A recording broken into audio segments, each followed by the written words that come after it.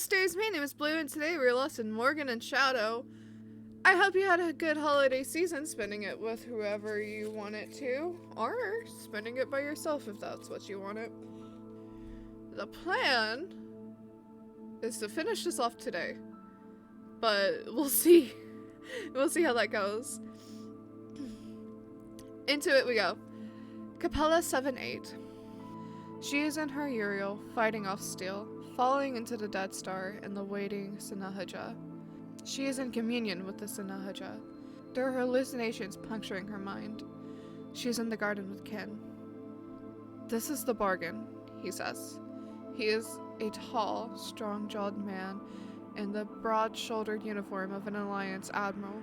He must be proud of that uniform, because he still wears his short-billed cap and his insignia. But the texture of him is black and squirming, and when Laporte touches him, she sees he's made of ants.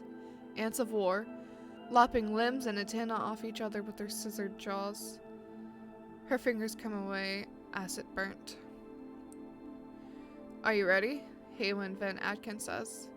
His eyes are 2 rings of fire, the accretion disk of 2 dead suns. Do you understand what's about to happen? The Sanahaja looms up behind her fighter, 4 kilometers long and pregnant with methods of extinction.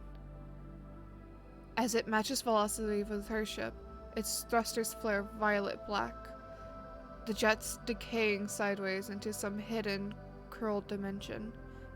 It is attacking her, speaking to her. These two are the same. The Nemesis can never understand human minds well enough to manipulate them, but they have Haywin Van Atkin to do it for them.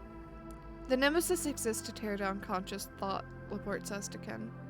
She is in the cockpit, nudging the stick, steering her Uriel into Sanadhajad's open gullet. All the alarms have gone silent, except one. Proximity. Proximity.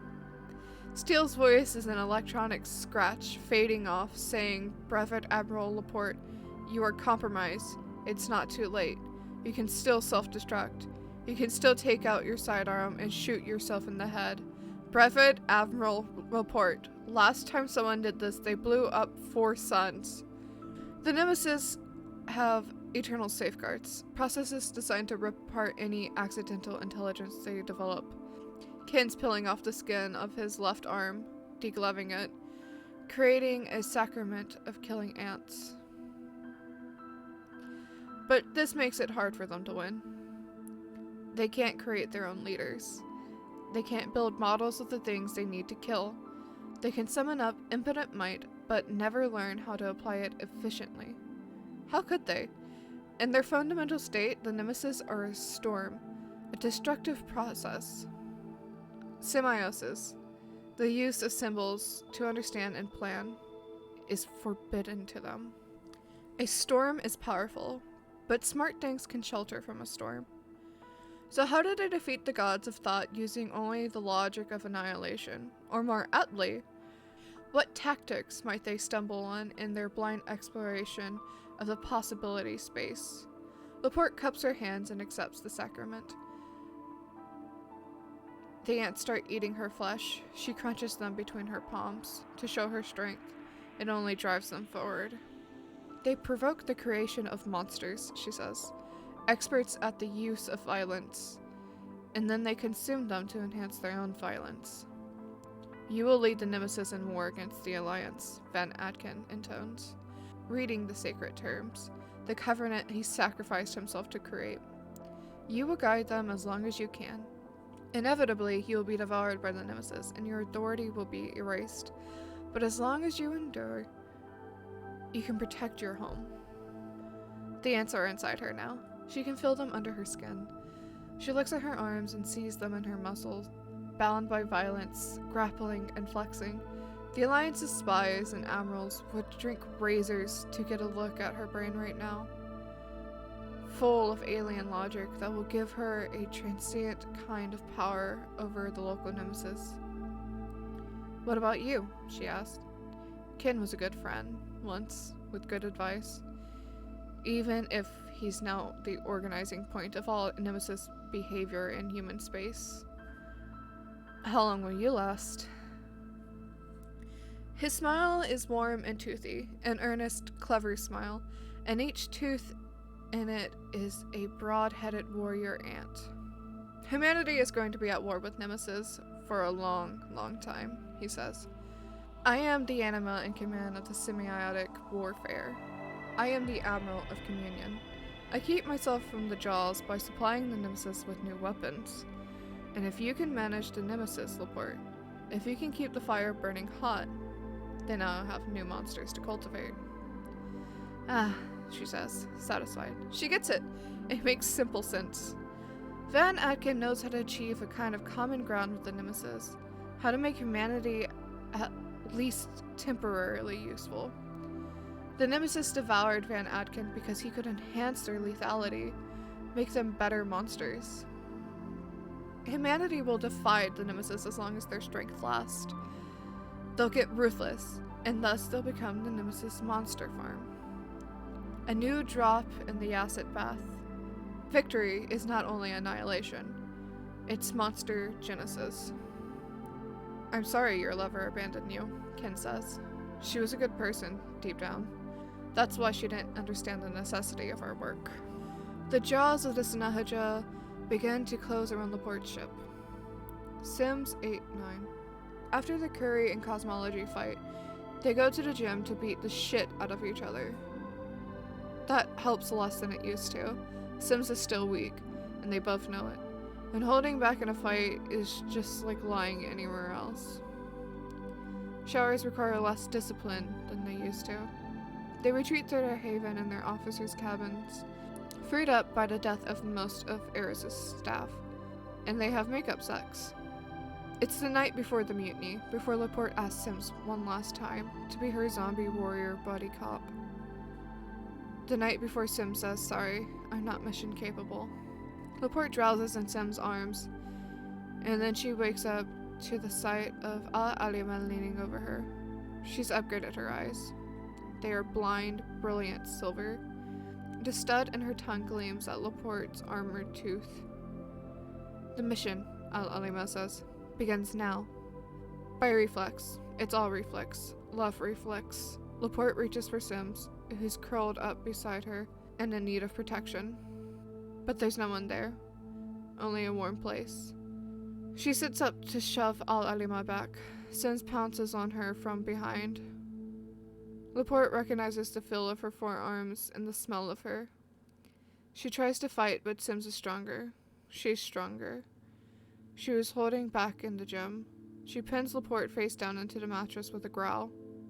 Alima puts a needle into Laporte's neck, and the world goes out. Laporte remembers this as just a dream. Not because it's true, but because it's useful. Nagari 1110. Stop asking me to fly with you, Sim says. I'm done. I can't be part of this. That's my final decision. This is the moment before Laporte falls into Capella.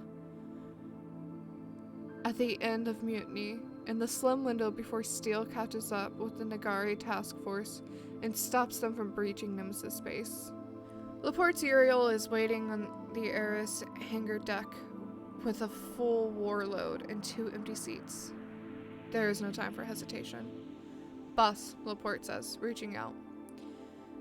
She sealed up her flight suit, and when she touches Sims, it's through the interface of her tactical gloves, fireproof, skin sealed, built to insulate and protect. Hey. Not again, she wants to say.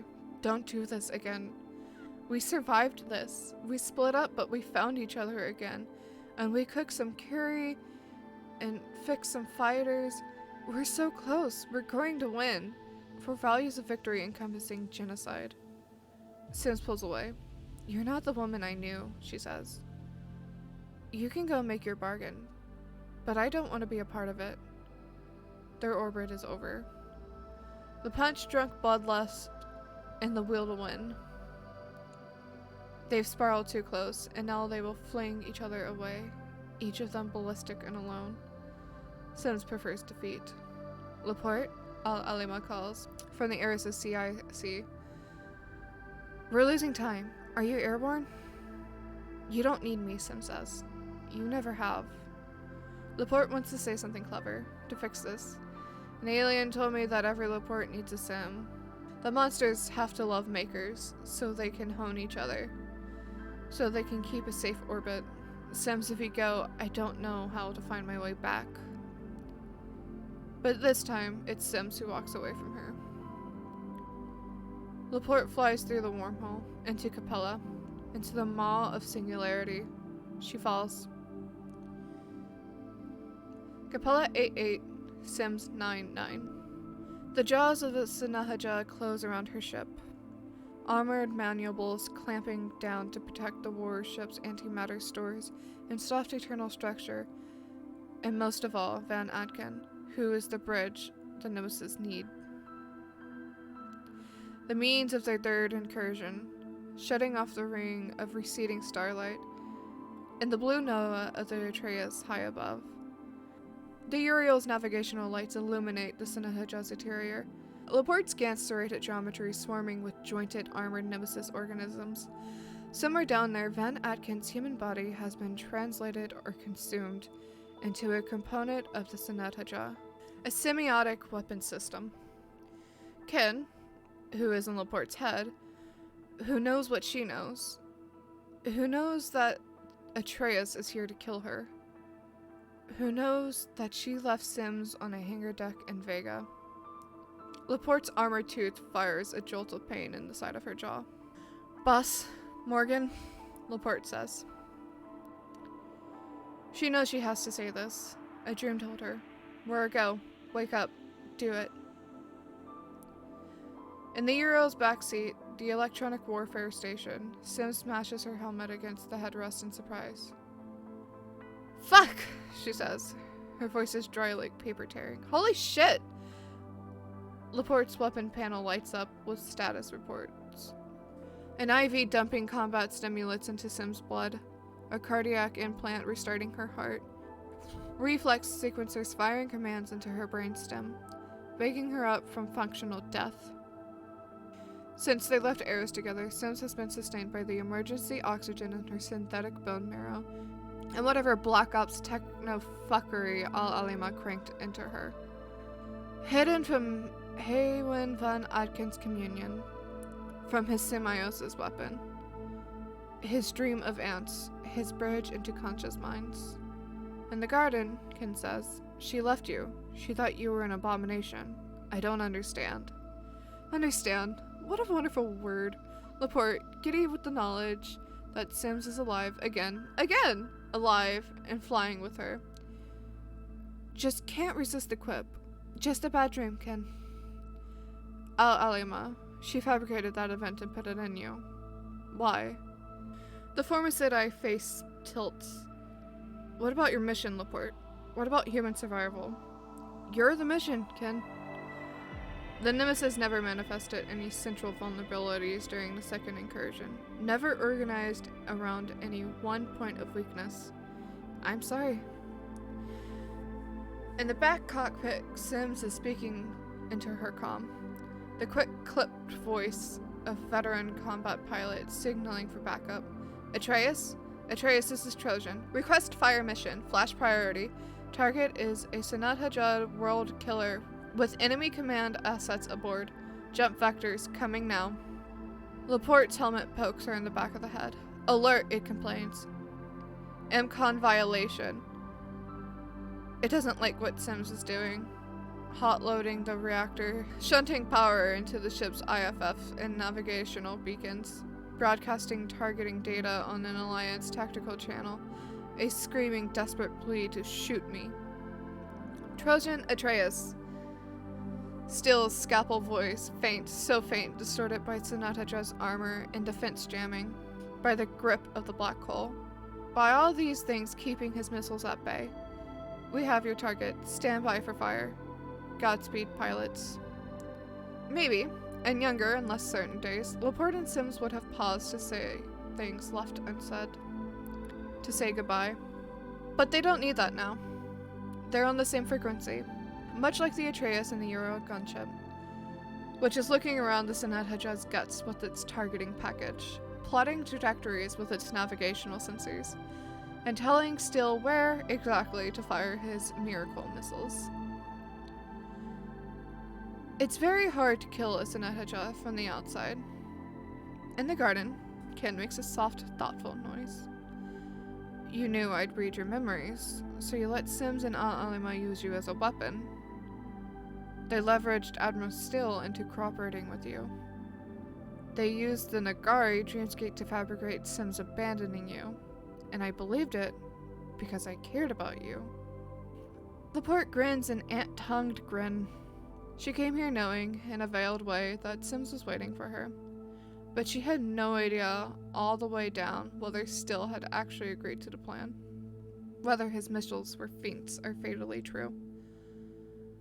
But she knows, right now, as the first of Steele's fusion bombs jumps in 10 meters off her nose and arcs off towards the back of the Senehaja's interior. Exactly what she needs to do. She needs to live, and so does Sims. Laporte touches the stick one last time to line up the Uriel's cockpit with the gap in the armored jaw above. Eject, in pilot code. You always say it 3 times to make it real. Eject, eject. She gets a nanosecond glimpse of Sims in the backseat mirror. She's grinning like an idiot. Laporte pulls the wasp-colored handle between her legs. Her ejection seat hurls her starward, between the flashing jump sign and corkscrewing trails of Atreus' missiles, up through the Senehaja's jaws and away. She's turning as she rises, G-force snapping the acceleration sumps in her seat. And she can see another light with her, orbiting her. No, it's not an orbit. They're just flying together, co-moving. Sims, she calls. Boss! Down beneath them, the Senehaja's drive flares up red and massive and vomits debris and cuts out. The world killer drops away, free falling, a mountain conjured up out of the black hole and now reclaimed by it. A flash of annihilation light blows through its hole down Astron, and suddenly it's geysering jets of molten metal crumpling on itself, jump missiles darting out of the interior and curving back to re-attack with their submunitions, scattering out behind them like fairy dust. And the garden Ken says, "This is a selfish choice, Miss Laporte. What do you gain by killing me? You know they'll keep coming. You know they always win." Maybe. Laporte sprays him with her garden hose. He's already falling to pieces, ants slogging off and returning to the dirt. Maybe we'll make enough monsters to stop them. Is that, his fading voice asks, how you want things to be? Everything honed to fight, irrevocably weaponized. Laporte doesn't know what to say to that. She has been a monster, but she's going to see Sims again. And when they're together, she won't feel like anything but a happy woman. Is monsterhood conditional? Like a mirror you hold up to the war around you, just long enough to win. Everything dies, even humanity, Laporte supposes. Maybe how you live should count for more than how long you last. Admiral Van Adkins sends a soft farewell. He doesn't seem angry, more proud than anything. Godspeed, he says. And good luck, Miss Laporte. The Senehaja's hull shatters, blazes up in dirty fire and fades to ash and smelt, and then the ruin of the world killer fades away. Down below in the accretion disk, black shapes begin to stir. Good kill, Sim says, like they're back in Seoul, shooting down bad Alliance pilots. Her voice is tiny over the suit radios, but very confident. Scratch one Nemesis warship. High above them, silhouetted against the distant bundled stars, Atreus has turned around. She's decelerating, burning up, trying to stop herself from hitting the black hole, trying to make it back to the wormhole above. Trojan Atreus, still quite calm and utterly polite, disappointingly unmoved to cheer. Laporte would have liked to rattle the bastard. We have your beacons. A search and rescue craft is on its way. Reply of April. Morgan, Sims calls. Morgan, it's boss. Atreus, this is Ares, Federation 2nd Fleet. Another transmission. Stretched by blue shift and spiked by radiation. We have transcended the wormhole. We are deploying tankers to assist your escape burn. Copy you, Ares. Put your tankers on guard for rendezvous control. Morgan, Sims calls. We're fucked. What is it, boss? We got cooked pretty bad, Laporte. She sounds more disgusted than afraid. Gamma flash, check your rad meter. Laporte picks the radiation alarm out of the smaller congress of alerts on her suit visor. It wants her to know that she's absorbed a critical dose, that she needs medical assistance, and that she should consider recording a last message to her loved ones. Ugh, Sim says. She makes an about to spit noise, then, considering her helmet, abandons it. I'm going to have so much cancer. Laporte dismisses the alarm and cues up an anti-emetic injection. They'll be okay. A little radiation never kept a good Federation pilot down. She starts tapping her seat thrusters, moving towards Sims. And look, Sims is already headed for her. As they pass, they reach out and grab each other by their forearms so that they turn together around a common point. I think we'll be okay, boss, she says. She can hear the beacon of the search and rescue ship howling down to them from the stars above, and the frame-shifted scream of the black hole eating light far down below. I think we'll be okay. Sims claps her on the wrist once, and then again. Me too, Morgan. She's still grinning. Me too. Flash, flash, flash. ISN, backbreaker, fastest. S0348, Bast, date dynamic reframe. FM Secon Beta Q. To Alliance Higher. 1. Nemesis Cyborg channel destroyed in Capella strike by Joint Federation Alliance action. 2. Alliance special assets recovered. Debriefing pending. Now in radiation therapy aboard Federation warship Eris. 3. Limited Nemesis incursion. Now in progress Vega. Smoke jump units responding. Federation Nagari task force responding. Preliminary estimate 60% chance of containment. 4. Firewall units on standby. 5. Sol Expeditionary Force immediate retask to Vega for smoke jump relief. 6. Due to enhanced Nemesis threat posture, diplomatic resolution to Sol resume realignment action is back in play. 7. Maintain highest vigilant. Humanity stands. And that's the end of Morgan and Shadow. We did finish it today. I like how it ended. I like their strategy play there. Quite clever. If you have any suggestions for me to read or even play, leave it down in the comments down below since we've just finished a series. We do have 3 going on right now. It is all Homestuck related, so if you like that, you'll enjoy the series. Multiple series. You know what I'm trying to say. Hopefully. But that's it for today, stars. If you liked the video, please give it a like and subscribe if you haven't already to join our wonderful galaxy. Comment down below and I'll get back to you in some way or another. And I'll see you for our next adventure. Remember, we're all made of the same cosmic dust, so be nice. Kate, love you. Bye!